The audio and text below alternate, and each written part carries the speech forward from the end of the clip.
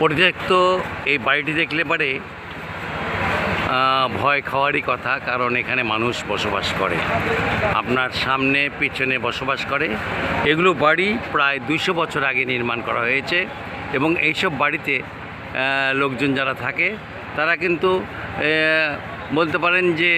কোনো রকম ঝুঁকিকে ভয় না করেই থাকেন, কারণ তারা জানেন যে এই বাড়িগুলো একসময় নন বেঙ্গলি অর্থাৎ ভারতীয়দের যারা মানে